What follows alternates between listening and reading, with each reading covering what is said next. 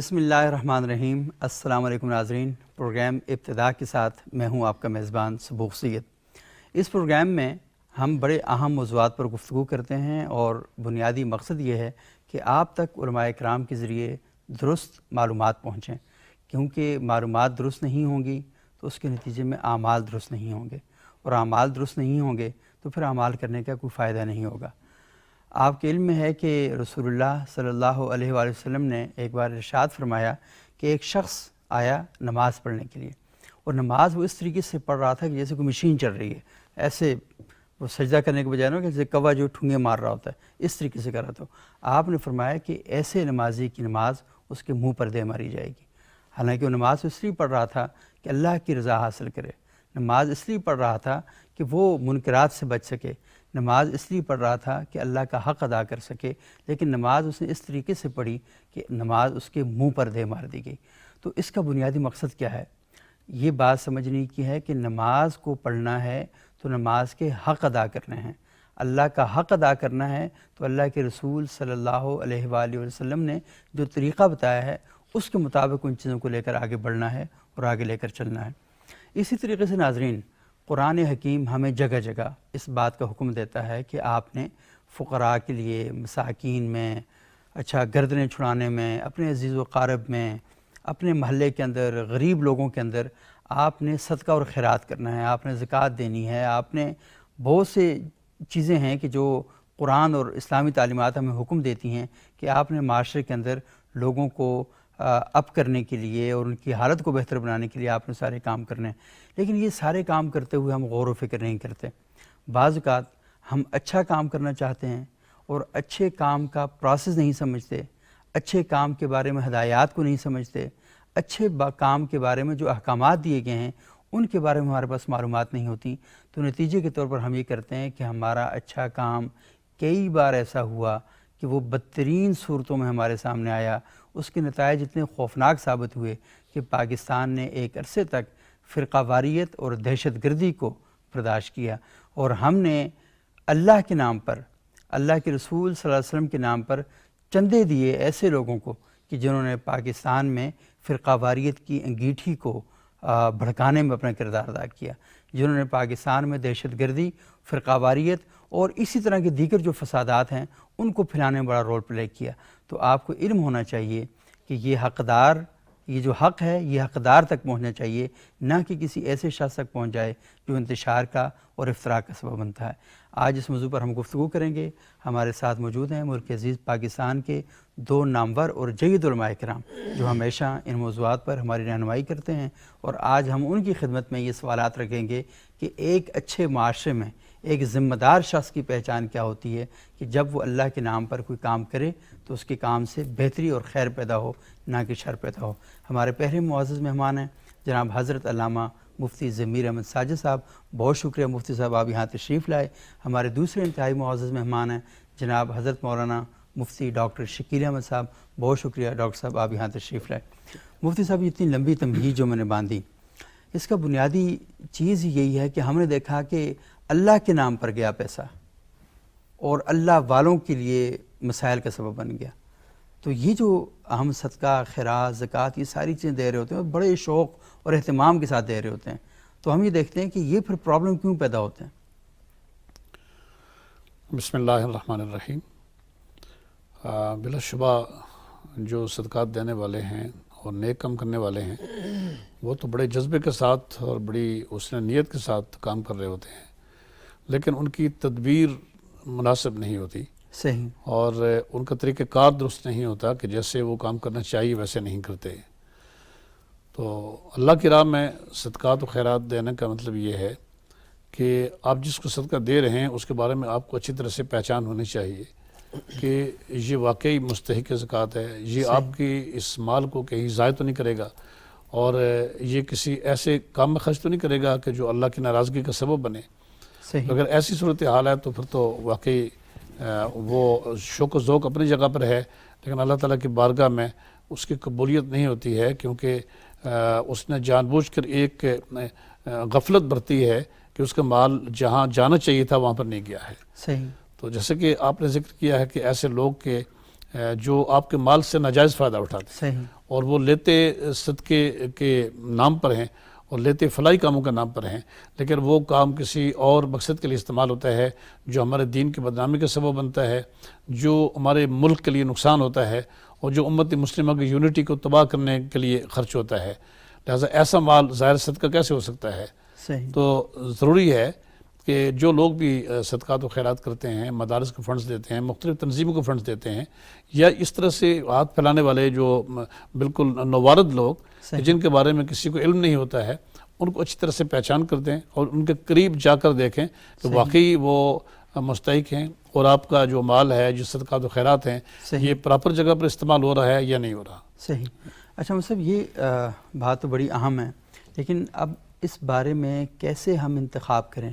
کیونکہ بڑے اچھے حلیوں میں اور بڑے اچھے چہروں کے ساتھ اور بڑی شاندار گفتگو کے ساتھ وہ لوگ آتے ہیں ہمارے سامنے اور آ کے چندہ مانگتے ہیں، اور ہمارا دل بھی سیج جاتا ہے، اور پھر ہم ان کو پیسے دے دیتے ہیں، اور پھر بڑے مسائل پیدا ہوتے ہیں. کنٹرول کیسے کیا جائے؟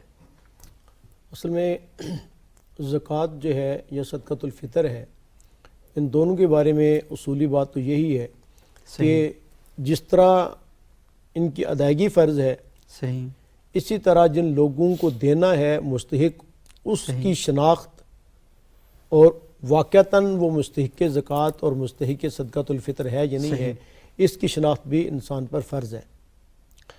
اب کوئی آدمی ایسا ہوتا ہے کہ جو یعنی دو چیزوں کی شناخت کرنی چاہیے. جی، ایک تو اس کے پاس جو مال پڑا ہوا ہے، جی ہاں، اس میں سے اللہ کا حق کتنا ہے، زکوٰۃ صدقات ہی کیا کرنا ہے، اور دوسرا جس کو دے رہا ہے اس کی شناخت بھی کریں یہ واقعتاً مستحق ہے یا نہیں ہے. کسی کے ظاہری چہرے کو دیکھ کر یا اس کے لباس کو دیکھ کر یہ آدمی صحیح اندازہ نہیں کر سکتا، بلکہ اس کے بارے میں معاشرے سے تفتیش کرنا، اس جہاں وہ رہ رہا ہے اس کے بارے میں پوچھنا یہ بندہ کس طرح کا ہے، اس کے مالی حالات کس طرح کے ہیں. تو یہ ساری چیزیں جو ہے یہ پوچھ کر تفتیش کر کے تحقیق کر کے پھر جو ہے اس تک جو ہے وہ دینا چاہیے. صرف آج تک آپ نے دیکھا ہوگا کہ رمضان میں ہر مسجد کے باہر جو ہے وہ لوگ اپنا بورڈ لگا کے کھڑے ہوتے ہیں کہ ہم فلاں ملک کے ہیں، فلاں جگہ سے آئے ہیں، ہم مظلوم ہیں، ٹھیک ہے. تو اس سے کچھ پتہ نہیں ہوتا، لیکن وہ لوگ جو آپ کے اپنے معاشرے کے اندر رہتے ہیں اور وہ خود غریب ہیں اور عرصہ سے آپ کے ساتھ رہ بھی رہے ہیں، آپ ان کو بہتر جانتے ہیں، ان کے گھر کے ایک ایک فرد کو آپ جانتے ہیں، تو آپ اس کو زکوٰۃ دیں. صحیح. اچھا مصعب، ایک اور بات یہ ہے کہ ہم ہی تو کہہ رہے ہیں کہ صدقہ، خیرات، زکوٰۃ، یہ ساری چیزیں جو ہیں تھوڑی سی میں کہہ رہا ہوں اس کی تشریح کر دیں کہ فرق کیا ہے ان میں. کیونکہ ایک طرف تو یہ ہے نا کہ زکوٰۃ ہے تو ہمیں پتہ ہے اللہ کی طرف سے واجب ہے، کیا صدقہ بھی اسی طرح واجب ہے؟ دیکھیے، زکوٰۃ تو بہت بڑا صدقہ ہے. صدقہ کا مفہوم اسلام میں بہت بڑا ہے، بہت وسیع ہے اس کا مفہوم.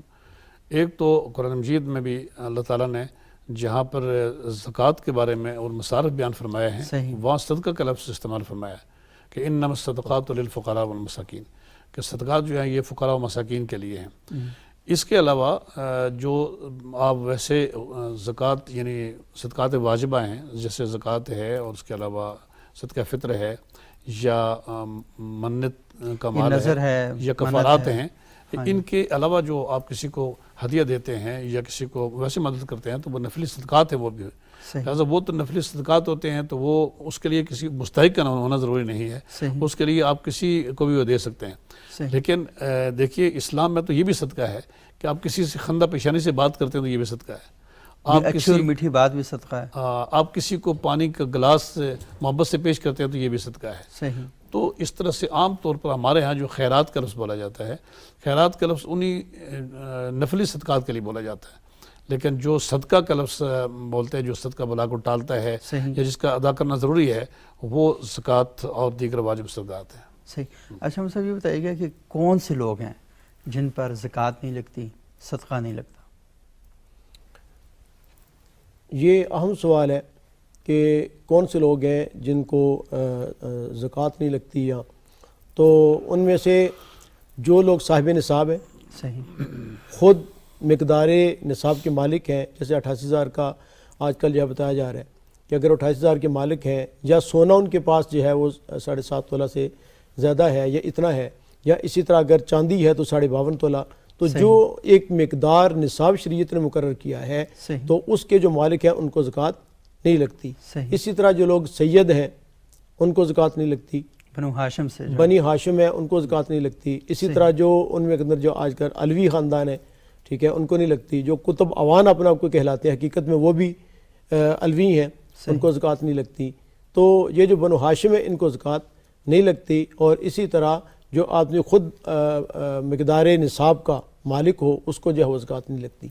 اچھا مطلب یہ بات عموماً کی جاتی ہے کہ سادات کو زکوٰۃ نہیں لگتی, ان کو نہیں دینی چاہیے, لیکن پھر ساتھ یہ کہا جاتا ہے کہ ان کی مدد کسی اور طریقے سے کی جائے.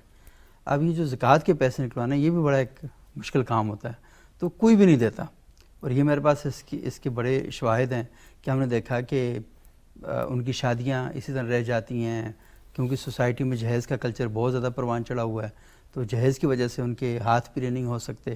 اور ہم دیکھتے ہیں کہ اتنے مشکل حالات میں گزر رہے ہوتے ہیں, اور زکوٰۃ تو آپ نے بند کر دی ہے, اور ان کو کہا جی کہ ان کو ویسے سپورٹ کی جائے, اور ویسے سپورٹ کرنے والا کوئی ہے نہیں ہے. تو پھر کیا کیا جائے؟ واقعی ایک درد دل ہے جو آپ نے بیان کیا ہے کہ چونکہ عہد رسالت مآب صلی اللہ علیہ وسلم میں تو بنو ہاشم کے لیے خمس تھا, اور خمس سے ان کی کفالت کی جاتی تھی اور ان کے حقوق ادا کیے. خمس کیا ہوتا ہے؟ خمس یہ تھے مال غنیمت جو آتی تھی اس کا 5واں حصہ جو ہے 5واں حصہ جو ہوتا تھا وہ ان کے لیے ہوتا تھا. وہ سادات کا, یہ دیگر جو بنو ہاشم تھے ان کے لیے تھا. لیکن صدقات یہ دیگر زکوٰۃ اور فطرانہ یہ ان کے لیے نہیں تھا, منع تھا. لیکن جب وہ خمس بھی موقوف ہو گیا اور وہ ہے نہیں اب, تو زکوٰۃ بھی ان کے لیے موقوف ہے, تو ان کی مدد کرنی چاہیے. یہ دراصل اور یہ حکومت کی ذمہ داری ہے کہ وہ ایسے خاندانوں کے لیے, بالخصوص بنو ہاشم کے لیے, اس میں جو بھی قبائل آتے ہیں, سادات ہیں, اس میں دیگر کئی قبائل آتے ہیں, تو ان کے لیے الگ فنڈز کا اہتمام کریں. یہ کوئی کسی عام انفرادی طور پر کوشش کی اس کا مسئلہ نہیں ہے, بلکہ یہ اجتماعی کوشش کا مسئلہ ہے, اور یہ حکومت کی ذمہ داری ہے کہ وہ ایسے خاندانوں کے لیے الگ انتظام کریں, فنڈز قائم کریں تاکہ ان کی مدد کی جا سکے. صحیح. اچھا صاحب یہ بتائیے گا کہ اچھا یہ بڑی اہم بات ہے کہ حکومت کو یہ اقدامات کرنے چاہیے, لیکن حکومت سے زیادہ اگر ہماری سول سوسائٹی زیادہ متحرک ہو, زیادہ ایکٹیو ہو, اور دوسرا یہ ہے کہ علماء اکرام اگر اس بارے میں اکٹھے ہوں, کوئی ان سوالات کو اپنے سامنے رکھیں اور اس کے نتیجے میں کوئی اپنی رائے اور اجتہادی بصیرت کو سامنے بروئے کار لاتے ہوئے کوئی ان کا حل نکالیں, تو میرا خیال یہ بہت ہی اہم ایشو ہے. آپ نے بجا فرمایا, اور یہ المیہ بھی ہے جس طرح کہ آپ نے اس کا, اور واقعی ایک دردناک صورتحال ہے کہ جو اس امت کے سب سے زیادہ معزز اور مشرف لوگ ہیں اور آپ صلی اللہ علیہ وسلم کے تعلق دار ہیں, تو ان کو نہ تو ہم صدقات زکوٰۃ دے سکیں اور نہ ہم نفلی صدقات سے ان کے ساتھ مطلب ہے کہ تعاون کر سکیں, تو یقیناً یہ ایک المیہ ہے. اور اس پر الحمدللہ کافی ڈیبیٹس ہو چکی ہیں, صحیح, اور مباحث بھی ہو چکی ہیں, اور اس پر بعض علماء نے اس پر باقاعدہ فتویٰ بھی دیا ہے کہ اگر ان کو زکوٰۃ دی جائے اور واقعتاً وہ اس طرح کے پچھے ہوئے لوگ ہیں معاشرے میں, ان کا کوئی وہ نہیں ہے, تو زکوٰۃ ادا ہو سکتی ہے. لیکن مجموعی طور پہ بحیثیت مجموعی ایک مکمل فتویٰ وہ تو سامنے نہیں آیا, البتہ بعض حضرات نے انتہائی مجبوری کی حالت میں دی جا سکتی ہے. یہ میں سمجھتا ہوں کہ اس پر علماء کرام کو غور کرنا چاہیے, اور اسلامی نظریاتی کونسل کو اس پر فوکس کرنا چاہیے. بہت اہم آپ نے ادارے کو پوائنٹ آؤٹ کیا کہ ہاں, تو وہ اس پہ اس مسئلے کو زیر بحث لائیں, اور بالخصوص ان حالات میں کہ اب ان کے لیے کوئی اور ذریعہ نہیں کہ ان کی مدد کی جا سکے, تو ان کی یہ خستہ حالی دیکھ کر, چونکہ ہم سے بھی لوگ بہت مسائل پوچھتے ہیں مختلف خاندانوں کے بارے میں, سادات جو سب سے معزز خاندان ہیں تو پوچھتے ہیں, تو ان کو بالآخر یہی جو ایک جمہور کا فتویٰ ہے وہ بتانا پڑتا ہے کہ ان پر زکوٰۃ نہیں لگتی ہے. لیکن اس پہ ان حالات میں اگر اجتہاد کیا جائے, غور کیا جائے, تو فتویٰ آ سکتا ہے کہ ان کو زکوٰۃ دینی چاہیے. صحیح. اور میرا خیال یہ پروفیسر ڈاکٹر قبلہ یاد صاحب بڑے زبردست قسم کے انیشیٹو لیتے ہیں, اسلامی نظریاتی کونسل کے چیئرمین ہیں, تو میرا خیال ہے کہ یہ جو آپ کی تجویز ہے یہ ضرور ہم ان تک پہنچائیں گے, اور تاکہ وہ اس پر نظریاتی کونسل میں تمام مکاتب فکر کے علماء کرام موجود ہیں, اور وہاں سے جو بات آتی ہے اس کی بڑی ویلیو بھی ہوتی ہے, اور ایک طرح سے اس کو ریاستی شیلٹر بھی حاصل ہے, اور علماء کی بھی آراء جو ہیں وہ بھی اس کے اندر شامل ہوں گی. تو میرا خیال ایک بہتر اس میں حضرت یہ بات بھی ہے کہ یہ نہیں کہ فتاوی آ چکے ہیں, دارالعلوم کراچی کا فتویٰ بھی آ چکے ہیں, اور ہمارے اسلام آباد کے جو مفتیان کرام کی المجلس الفقہی ہے اس پہ کئی دفعہ ہم نے اسے غور و فکر بھی کیا ہے, اور اس میں کافی سارے فتاوی موجود ہیں پہلے سے. صحیح, صرف اس کو ایک اجتماعی شکل دینے کی ضرورت ہے. ہاں, تو میرا وہ اسلامی نظریاتی کونسل کے پلیٹ فارم سے جب آ جائے گی لازمی اس کا ایک بڑا بہتر جو صورتحال نکل سکتی. اچھا, یہ سوالات بھی آئے ہیں کہ کیا اپنے دادا دادی کو, نانا نانی کو, چچا کو, ماموں کو, تایا کو, پھوپھی کو, خالہ کو, ان کو صدقہ یا زکوٰۃ دی جا سکتی؟ اس کے بارے میں تو ایک وہی اصول ہے کہ انسان اپنے اصول اور اپنے فروع کو زکوٰۃ نہیں دے سکتا. اپنے اصول اور اپنے فروع کو نہیں دے سکتا. یہ تھوڑا سا بتائیں بھی نا اصول اور فروع کیا. جی اصول تو یہ ہے کہ جس سے انسان خود پیدا ہوا ہے اور فروع ہے جو اس سے آگے پیدا ہوئے ہیں. جیسے انسان کی اپنا بیٹا ہے اور بیٹی ہے, پھر بیٹے کی آگے اولاد ہے, صحیح, بیٹی کی آگے اولاد ہے, پھر آگے جہاں تک یہ سلسلہ نیچے چلتا جاتا ہے. اور اصول کیا ہے؟ انسان کا ماں اور انسان کا باپ, پھر آگے جب ماں ہے تو اس کے آگے پھر آگے والدین, پھر باپ ہے تو پھر یعنی نانا نانی دادا دے, ان کو نہیں دے سکتا. لیکن اصول اور فروع میں جو لوگ نہیں آتے, جیسے مثال کے طور پہ انسان کا بھائی ہے, بہن ہے, ٹھیک ہے, بھائی اصول و فروع میں نہیں آتے, اصول میں نہیں آتا نا, ظاہر بھائی تو اصول میں نہیں آئے گا. ایک بھائی بڑا مالدار ہو سکتا ہے, دوسرا انتہائی غریب ہو سکتا ہے, دے سکتے ہیں, ٹھیک ہے. تو اپنے اصول اور فروع کو چھوڑ کر باقی ان کو دے سکتا ہے. مثلا اپنی بہنوئی کو دے سکتا ہے, اپنی بہن کو دے سکتا ہے, اور اسی طرح اگر بہن ہے اس کا آگے اولاد ہے, بھانجی اور بھانجے, ان کو دے سکتا ہے. بھائی ہے اس کی اولاد ہے, بھتیجے اور بھتیجیاں, ان کو دے سکتا ہے. تو اس طریقے سے مطلب ہے کہ اصول اور فروع کو چھوڑ کے باقی کو جو ہے وہ زکوٰۃ جو ہے وہ لگتی ہے اپنے, باقی اس کو دی جا سکتی. بلکہ اس کے اندر حضرت یہ بھی ایک ذہن میں رکھیں کہ اپنے جو رشتہ دار ہوں گے اصول و فروع کو چھوڑ کر, ان کو اگر زکوٰۃ صدقۃ الفطر وغیرہ دیتا ہے تو اس کا ثواب ڈبل ہے. حدیث مبارک کے اندر باقاعدہ آتا ہے, ایک تو اس کو اپنی فریضے کی ادائیگی کا, اور دوسرا جو ہے وہ اپنی صلہ رحمی کا. اچھا, یعنی اپنے بھائی کو, اپنے بہنوئی کو, اور اپنے اس طرح کے عزیز و قارب جو مستحق ہیں, مستحق تو شرط ہے. صحیح, مستحق ان کو دینا, اس سے مطلب کہ زیادہ ضروری. اچھا, ایک اور جب ہم مصارف کی بات کرتے ہیں جی صدقے کے اس کے, تو یہ بات بھی کی جاتی ہے کہ پاکستان کے اندر ہم ایک بہت بڑا مسئلہ دیکھتے ہیں. جیسے میں نے سادات کی بات کی, تو ایک اور بہت بڑا مسئلہ ہے جیلوں میں. آپ کو پتہ ہے کہ جیلوں میں 500 اور 1000 روپیہ جرمانہ ہے. جی ہاں, اور وہ جرمانہ دینے کی اہلیت اور سکت نہیں رکھتے. 1.5 سال 2 سال ہو چکے ہیں وہ جیلوں میں صرف اس بنیاد پہ پڑے ہوئے. اگر کچھ لوگ چاہیں تو وہ تو 1-2 مالدار آدمی ساری جیلوں سے اس طرح کے لوگوں کو رہا کروا سکتے ہیں. تو کیا زکوٰۃ کی اور صدقات کی رقم ان لوگوں کو جیلوں سے نکلوانے میں استعمال کی جا سکتی ہے؟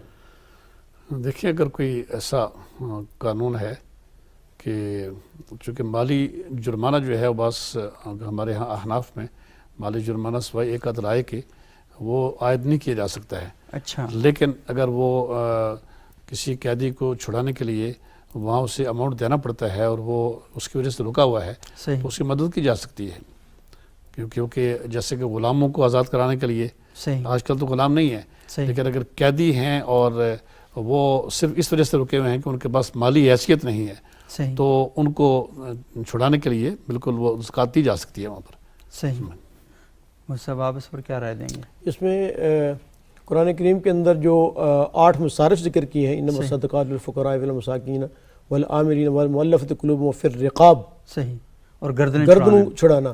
صحیح, ٹھیک ہے. تو اگرچہ گردنوں کے چھڑانے کے بارے میں تو پرانے فقہاء نے یہی لکھا ہے کتابوں کے اندر کہ اس سے مراد یہ ہے جو غلام اس کو آقا کہتا تھا کہ تم 1 لاکھ روپے ادا کر دو, 1 لاکھ درہم ادا کر دو, تم آزاد ہو, لیکن وہ بیچارہ اپنی گردن جو ہے وہ 1 لاکھ روپے کہاں سے لائے, اس کو ہم مکاتب فقہی اصطلاح میں کہتے ہیں, حدیث میں بھی اس کا تذکرہ آتا ہے. تو اس کی گردن چھڑانے کے لیے تو میرے خیال ہے اگر یہ بھی بیچارے گردنیں تو نہیں چھڑا سکتے کیونکہ غلام تو نہیں ہے یہ, لیکن بہرحال اپنے آپ کو اگر یہ آزاد کرنا چاہتے ہیں تو میرے خیال میں تو اس میں وہ کوئی حرج نہیں ہے, پیسہ نہیں ہے اور وہ جرمانہ نہیں دے سکتے. اگلا مصرف بیان کیا قرآن کریم, والغارمین, وہ لوگ جو مدیون ہیں, یعنی جو مقروض ہیں, مدیون ہیں, ان پر قرضہ ہے, وہ بیچارے اپنا قرضہ نہیں ادا کر سکتے. تو یہ بھی گویا کہ ایک قسم کا ان پر جو ہے وہ 500 روپیہ 1000 ایک قسم کا قرض ہے, وہ بھی اگر ادا کرنا چاہے, چھوڑنا چاہیں تو مستحق تو ویسے ہی ہیں, اس لیے کہ مالے اگر ان کے پاس 88,000 روپیہ ہوتا ہے یا مقدار نصاب ہوتی تو بیچارے 500 روپے کے لیے کیوں ہوتے. اب ویسے بھی زکوٰۃ دی جا سکتی ہے, یعنی وہ تو مستحق ہونے کے ناطے سے بھی ان کو زکوٰۃ دی جا سکتی ہے, ان کو زکوٰۃ دی جا سکتی ہے اور وہ اپنی اس کا رہائی کا بندوبست کر سکتے ہیں. اچھا, اس کے ساتھ ہی جڑے ہوئے کچھ اور مسائل ہیں. مثال کے طور پر جیلوں میں ہم یہ دیکھتے ہیں کہ کچھ لوگ ایسے ہیں کہ جن کو سزا ہو گئی ہے, ان کا نہ کوئی آگے ہے نہ کوئی ان کا پیچھے, اور وہ جیلوں میں پڑے ہوئے ہیں, ان کا کوئی پوچھنے والا بھی نہیں ہے, کچھ چیزوں کا اہتمام کرنے والا نہیں ہے. حکومت کہاں تک کرے کہ ان کے لیے کپڑے, لباس, باقی جو ضروریات ہیں زندگی کا اہتمام. کیا ایسے لوگوں کو جو مجرم ہیں اور وہ سزا مل چکی ہے ریاست کی طرف سے, جرم ثابت ہو چکا ہے ان کے اوپر, لیکن وہ ہیں بڑے غریب ہیں, ان کے پاس یہ سکت نہیں ہے کہ وہ کیسے کریں, تو کیا ایسے لوگوں پر یہ زکوٰۃ اور صدقات کی خیرات دی جا سکتی؟ جی بالکل دی جا سکتی ہے. اگر وہ مجرم ہیں تو گنہگار ہیں, اس کی ان کو سزا مل رہی ہے, وہ جیل میں ہیں, لیکن اگر وہ غریب ہیں اور مستحق ہیں تو ان کو زکوٰۃ دی جا سکتی ہے. صحیح. اور زکوٰۃ کے مصارف میں ایک فی سبیل اللہ بھی آتا ہے. صحیح. فی سبیل اللہ کی تعبیر اور تشریح اگرچہ یہ ہے کہ وہ جو جہاد پر جانے والے تھے ان کے پاس اگر جہاد کی کوئی سواری نہیں ہے تو وہ اس کو خرید کے دینا وہ اس میں فی سبیل اللہ میں آتا ہے. لیکن یہ مفہوم بڑا وسیع ہے, اس میں وہ فلاحی ادارے بھی آتے ہیں, اس میں اس طرح کے لوگ بھی آ سکتے ہیں جن کا آپ نے ذکر کیا ہے, تو ان کو زکوٰۃ کا مال دیا جا سکتا ہے. صحیح. اچھا مصعب یہ بتائیں گے کہ ایک لائبریری ہے اور وہاں پر کتابیں خریدنی ہیں اور وہاں پر غریب اور یتیم بچے پڑھ رہے ہیں اور ویسے بھی جو لوگ ہیں وہ بھی آ کے وہاں سے استفادہ کرتے ہیں, کیا ایسی لائبریری کے لیے زکوٰۃ یا صدقات سے خیرات سے پیسے لے کر کتابیں خریدی جا سکتی ہیں؟ قرآن کریم میں اللہ تعالیٰ کا ارشاد ہے انما الصدقات للفقراء, یہ لام تملیک کے لیے ہے, یعنی جس آدمی کو دی جائے وہ اس کا باقاعدہ مالک اور قابض بن جائے. صحیح. ظاہر لائبریری یا اس طرح کوئی پل بنانا یا کوئی رفائی کام کرنا ایسا نہیں ہے کہ جس پر وہ جو ہے وہ لائبریری قبضہ کر لے. اس لیے براہ راست کتابیں خرید کے دینا یہ تو درست نہیں ہے. براہ راست مطلب کوئی پل رفائی کام کرنا یہ تو درست نہیں ہے. البتہ یہ ہے کہ آپ جو طلبہ وہاں موجود ہیں جو پڑھتے ہیں آپ ان کو پیسے دے دیں. صحیح. ٹھیک ہے, وہ پھر مطلب ہے خود خریدتے رکھ دیں. صحیح. یا وہ اپنے منتظم کو جو لائبریرین ہے اس کو دیں کہ یہ پیسے ہمارے ہیں, اب ہماری ملکیت آ چکی ہے, تو آپ اس کے ذریعے سے بے شک کتابیں خریدیں, پھر درست ہے. براہ راست کتابیں خود خرید کے دینا اس سے زکوٰۃ ادا نہیں ہوگی. صحیح. ہاں یہ بھی ہے کہ جو چیزیں قومی ضرورت کے درجے میں آتی ہیں تو وہاں پر آپ زکوٰۃ نہیں دے سکتے.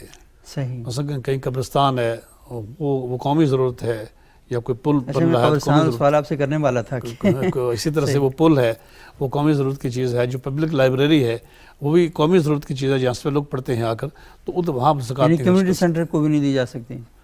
جو پبلک جو کمیونٹی سینٹر ہے اس کو بھی نہیں دی جا سکتی, چونکہ اس سے سب لوگ فائدہ اٹھاتے ہیں. صحیح. اس سے امیر بھی فائدہ اٹھاتے ہیں, اس پہ غریب بھی فائدہ اٹھاتے ہیں, اس وجہ سے وہ نہیں دے سکتے, وہ قومی ضرورت کی چیز ہے وہ. صحیح. اچھا کیا ایسا ممکن ہو سکتا ہے کہ ہم زکوٰۃ اور صدقات کی رقم سے ایک کمیونٹی سینٹر بنائیں اور اسے رینٹ آؤٹ کریں اور اس کا جو رینٹ ہے اس سے ہم غریب اور مستحق لوگوں کی مدد کریں؟ ایسا ممکن ہو سکتا ہے؟ جیسے حرمت صاحب نے فرمائی کہ اس میں ملکیت نہیں آتی کسی کی. صحیح. زکوٰۃ پر جب تک ملکیت نہیں آئے گی اس وقت تک. نہیں, میں صدقے کی بات کر رہا ہوں, صدقے کی رقم. نفلی صدقہ.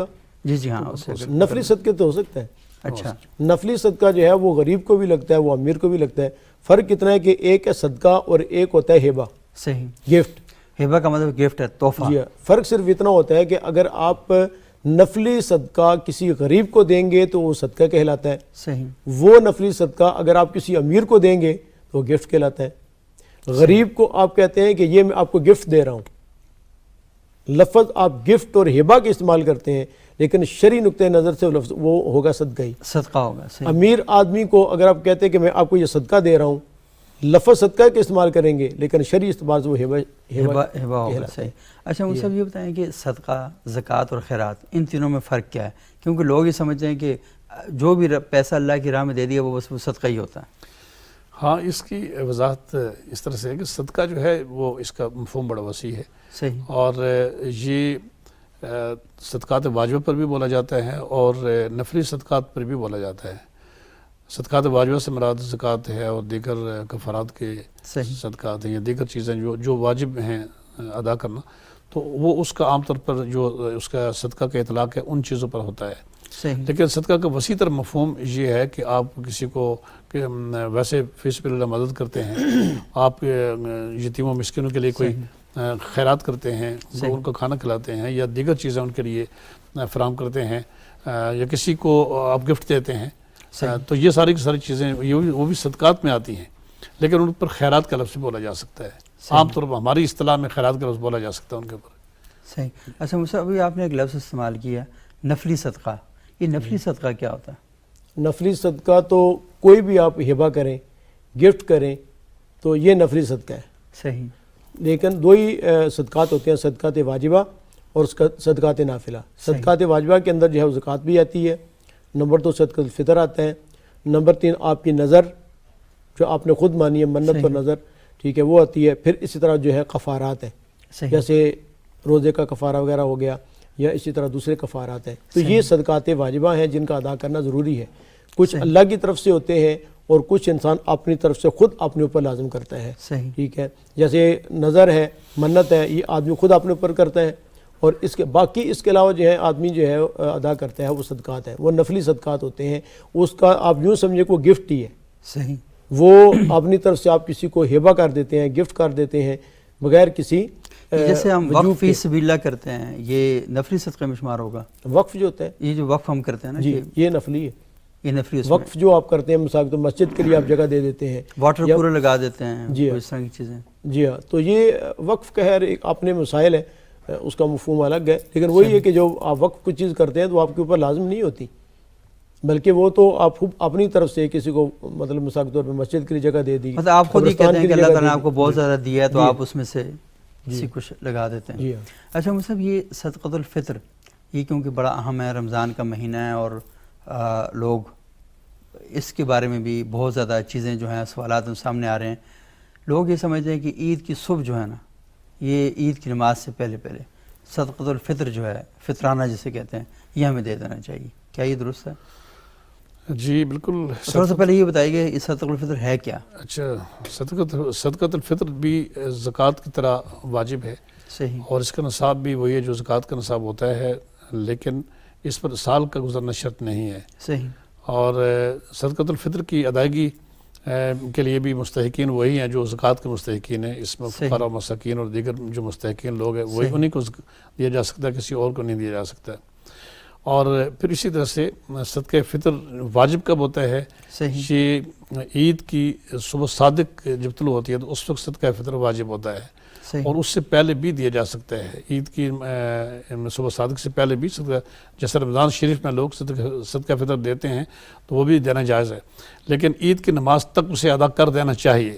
اچھا, اس کی جو لمٹ ہے ہاں کہ آپ نے عید کی نماز تک ادا کر دینا چاہیے. لیکن فرض کرے کسی کا صدقہ فطر نہیں ادا ہو سکا تو وہ اس پر رہتا ہے, وہ اس قائم رہتا ہے, اور بعد میں بھی وہ مطلب دیا جا سکتا ہے, لیکن اس کی لمٹ اور حد جو ہے وہ عید کی نماز تک ہے, اس کو ادا کر دینا چاہیے. صحیح. اچھا, عموماً ہم یہ کہتے ہیں کہ صدقۃ الفطر سے ہم جو غریب, مساکین, بیوہ اور اس طرح کے جو لوگ ہیں ان کی ہم تھوڑی بہت مدد کرتے ہیں.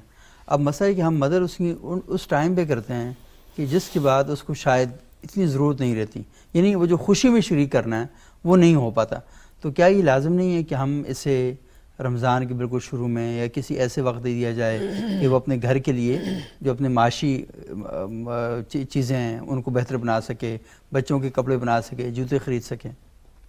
صدقۃ الفطر کے جو وجوب کا وقت ہے وہ عید والے دن جو طلوع صبح ہوتی ہے, جس وقت ہم روزہ بند کرتے ہیں, وہ اصل وقت ہے. اچھا, اس وقت اگر آدمی جو ہے زندہ ہے, چاہے وہ بڑا ہے چاہے چھوٹا ہے, چاہے بچہ ابھی مطلب ہے کہ گھنٹہ ڈیڑھ پہلے پیدا ہوا ہے, صحیح, ٹھیک ہے, اس وقت کا اعتبار ہے. اس وقت جو آدمی زندہ ہے اس پر صدقۃ الفطر واجب ہے. اور یہ جو آپ کہہ رہے ہیں کہ اگر بچہ اس وقت پیدا ہوا ہے تو اس پر بھی ہے, اس کا فطرانہ اگر اس کے پاس مال ہے تو اس کے مال سے ادا کیا جائے گا. صحیح.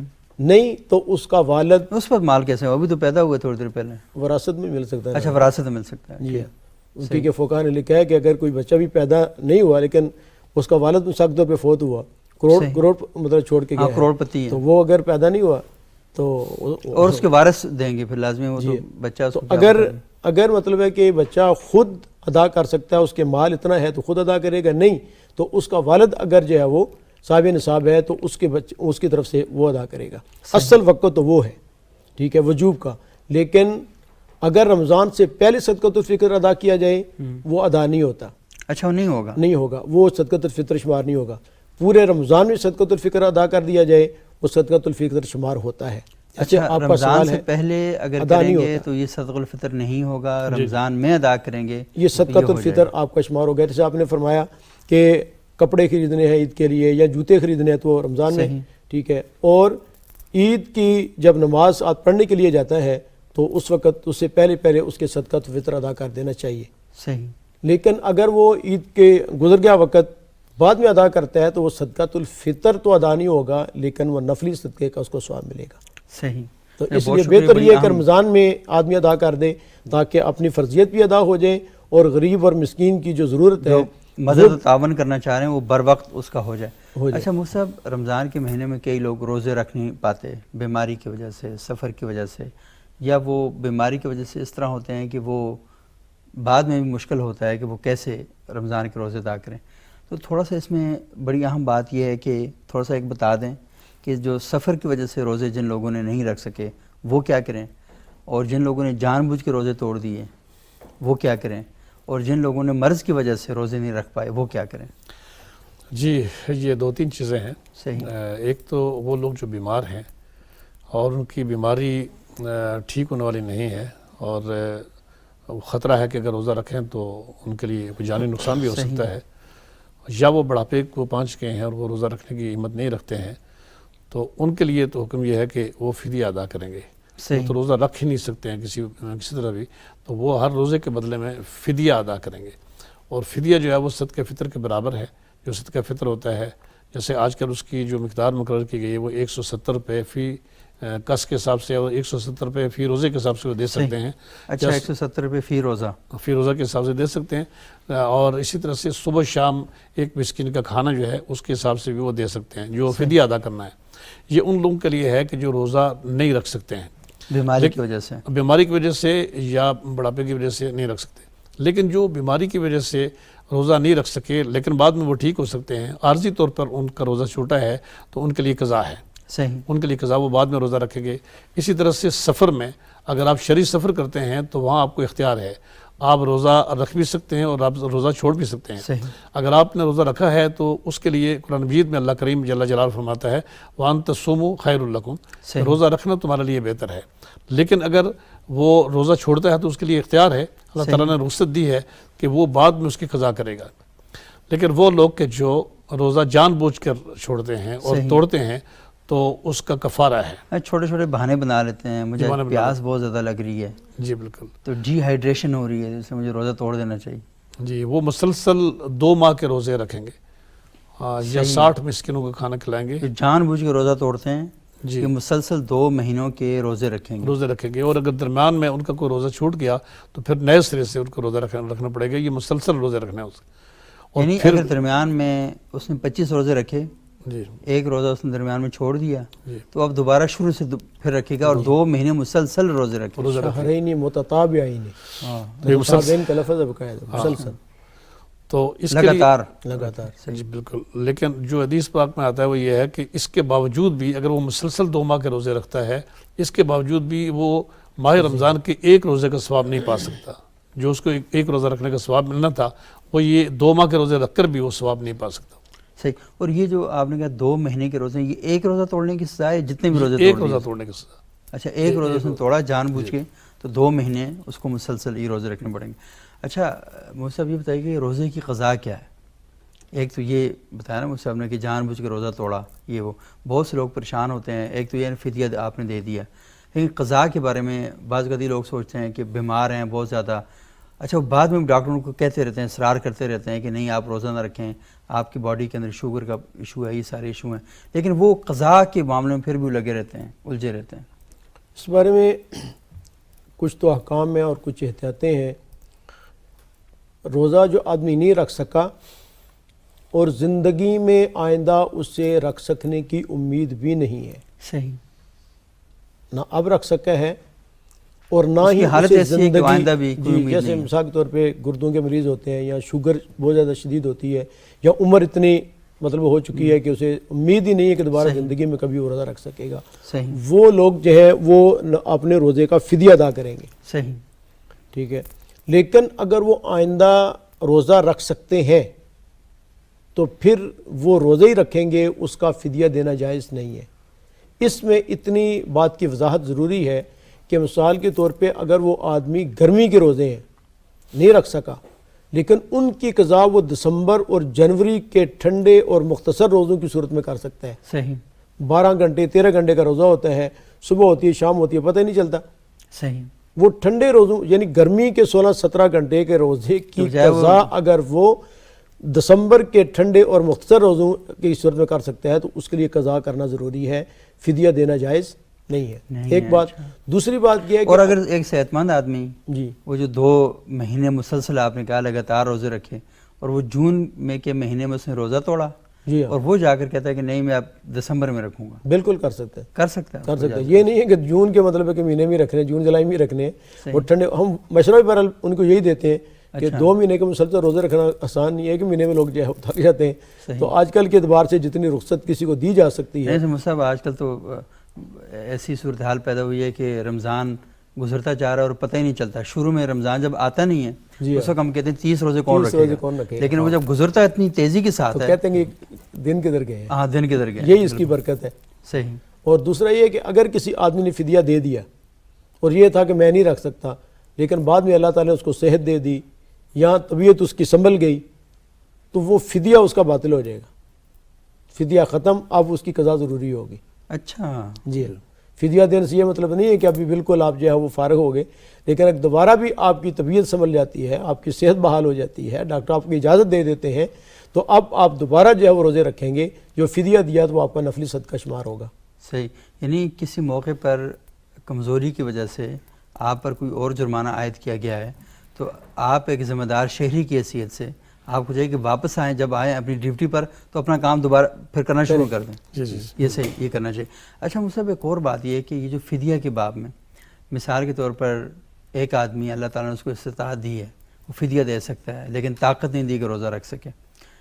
لیکن ایک آدمی جس کے پاس روزہ رکھنے کی طاقت بھی نہیں ہے, وہ بیمار ہے, اور فدیہ دینے کی طاقت بھی نہیں ہے, تو وہ کیا کرے؟ اس کے لیے معاف ہے, چونکہ وہ معذور ہے. اگر وہ روزہ بھی نہیں رکھ سکتا, وہ فدیہ بھی نہیں دے سکتا ہے, تو پھر اس کے لیے معاف ہے. صحیح. وہ معذور کے حکم میں آتا ہے. اچھا صحیح, تو اس کے لیے نہیں ہوگا. اچھا یہ بات بتائیں مصعب کہ یہ جو ہم نے ساری گفتگو کی صدقات اور خیرات کے باب کے حوالے سے بھی, ہم ہی دیکھتے ہیں کہ قرآن حکیم میں اللہ تعالیٰ ہمیں پوری ایک رہنمائی کرتے ہیں کہ, اور جو بنی اسرائیل کے ساتھ میثاق ہے اس میں ایک بڑا پروسیس بیان ہوا کہ اللہ تعالیٰ کے حقوق کیا ہیں اور اللہ کے بندوں کے حقوق کیا ہیں. تو ہم دیکھتے ہیں وَإِذَا أَخَذْنَا مِيثَاقَ بَنِي إِسْرَائِيلَ لَا تَعْبُدُوا إِلَّا اللَّهَ, کہ صرف اللہ تعالیٰ کے بنی اسرائیل سے یہ وعدہ کیا کہ اللہ کے سوا کسی کی عبادت نہیں کرنی. اور پھر اس پر ایک سیریز ہے انسانی حقوق کی, وہ بالوالدین احسانا, والدین کے ساتھ احسان کرنا ہے, وذی القربیٰ قرابت داروں کے ساتھ کرنا ہے, والیتامیٰ یتیموں کے ساتھ, والمساکین مسکینوں کے ساتھ, مسافر جو ہیں, وابن السبیل مسافروں کے ساتھ, آگے کیا ہے والسائلین فی الرقاب, اور جو ہیں صدقات وغیرہ کے اس میں, اور پھر آگے ہے کہ وَأَقَامَ الصَّلَاةَ, پھر اب تم نماز کے لیے آؤ, وہی الزکاۃ, پھر کہا جی کہ آپ وہ پیسے جو ہیں آپ کے جو اموال ہیں انہیں اس طریقے سے خرچ کرو لوگوں کے لیے فائدہ ہو.